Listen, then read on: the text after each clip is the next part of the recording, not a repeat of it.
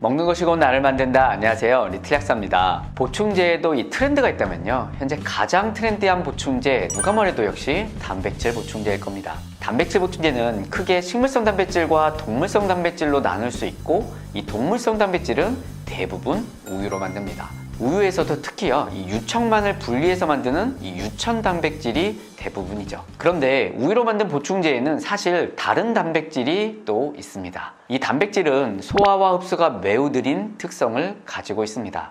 이러한 특징 때문에 잠자기 직전에 먹으면 잠자는 동안에 몸에 계속 단백질이 공급되니까 근성장에 좋다라는 이야기가 있습니다. 그래서 헬스 하시는 분들이 자기 직전에 이걸 먹는다고 하는데 과연 그럴 만한 가치가 있는지, 주의사항은 없는지 바로 살펴보도록 하겠습니다.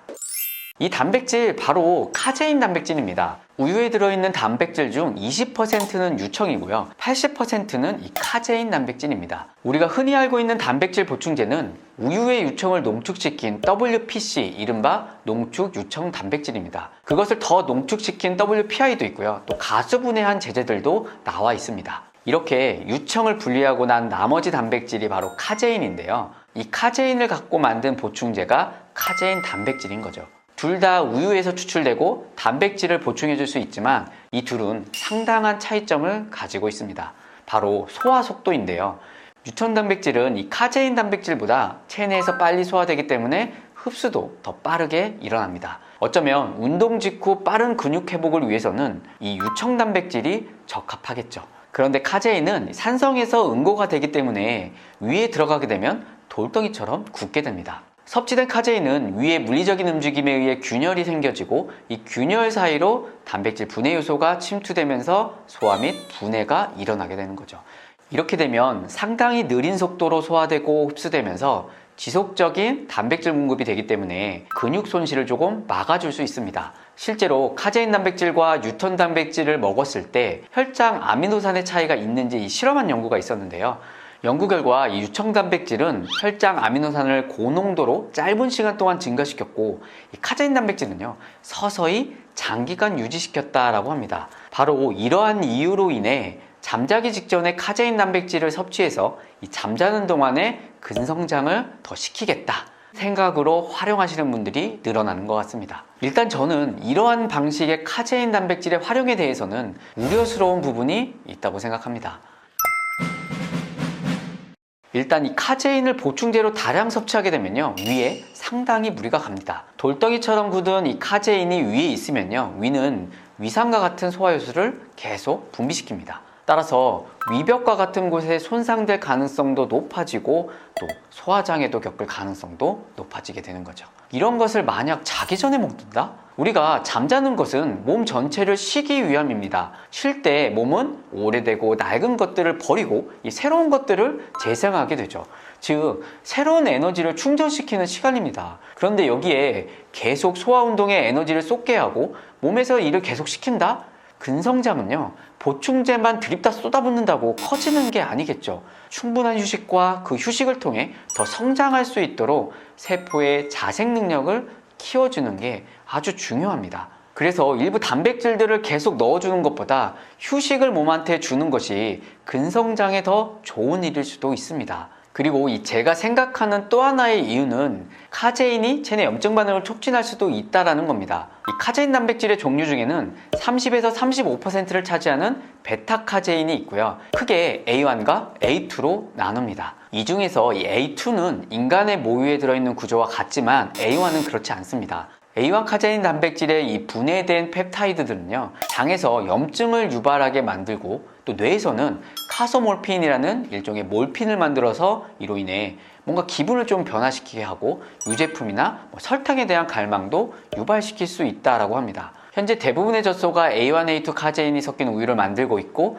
여기서 분리된 카제인 단백질 역시도 A1을 포함되어 있기 때문에 장누수 증후군이나 염증성 소인으로 이어질 수 있다는 거죠. 또 A1 단백질은 A2 단백질과 다르게 67번 자리에 프롤린 대신 히스티딘 아미노산으로 구성되어 있습니다. 히스티딘은 우리가 가려움증을 유발하는 히스타민의 전구 아미노산입니다. 그래서 알러지가 있는 분들에게는 좀 더 심해질 수 있다는 우려도 있죠.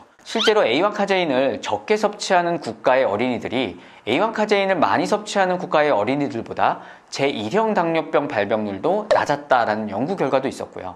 또한 이 허혈성 심장질환 사망률도 이 A1 카제인 단백질과 상관관계가 있다라는 연구 결과도 있었죠. 해외에서는 이러한 사실이 점차 알려지고 있고 발빠르게 A2 카제인만 생산하는 이 A2 우유를 또 판매하고도 있더라고요. 산양류에는 A1보다 A2가 많기 때문에 또 산양류에 대한 인기도 점점 높아지고 있다고 합니다. 하지만 이에 대한 반론도 있습니다. 이 유럽 식품안전청에서 발표된 리뷰를 보면요, 이 카제인의 유해성으로 제시된 수많은 문제와 연구는 설득력과 강력한 증거가 좀 부족하다라는 이 결론을 내렸습니다. 즉 A1 카제인이 얼마나 유해한지 아직까지 완벽하고 명확하게 밝혀지지는 않았다. 그러나 조심해서 나쁠 건 없지 않겠습니까? 잠자기 전에 또 휴식을 취할 때 이러한 카제인 단백질을 섭취하기보다는요, 내가 운동을 굉장히 열심히 하고 근육 비대가 꼭 필요한데 식사의 텀이 너무 길어져서 장시간 식사를 못할 때, 그럴 때 카제인 단백질 보충제를 이용해 보는 것은 좋겠습니다. 그리고 취침 전 카제인 섭취는 소화장애, 수면장애, 위질환 등의 문제를 일으킬 수 있기 때문에 웬만하면 활동량이 있는 오전이나 낮 시간에 섭취를 하십시오. 물론 자신의 소화 능력이 매우 우수하지 않는 이상은요, 이 카제인 섭취는 위에 매우 부담을 주는 행위이기 때문에 반드시 유의해야 합니다. 그리고 신장이나 간이 안 좋은 분들, 카제인이든 유청이든 간에요, 단백질 섭취를 조금 제한하실 필요도 있습니다. 무작정 많이 드시지 마십시오. 근육의 성장은 영양, 운동, 휴식 이 3박자가 딱딱딱 본인의 상황에 맞게 적절히 조화를 이룰 때 최대의 효과를 나타낼 수 있습니다. 따라서 쉬지 않고 단백질을 계속 보충할 거야 라는 의미로 이 카제인 단백질을 활용하는 거 조금 고민해 보십시오. 제가 보충제, 단백질에 대한 영상은 이렇게 많이 해드렸으니까요, 참고해 보십시오. 오늘 내용도 도움이 되셨기를 바라면서 저는 이만 물러가겠습니다. 못 고치는 병은 없습니다. 못 고치는 습관만 있을 뿐입니다. 구독, 좋아요, 댓글, 알림까지 잊지 마십시오. 지금까지 리틀약스였습니다. 구독을 원하신다면 이쪽, 더 많은 영상들을 보고 싶다면 이쪽,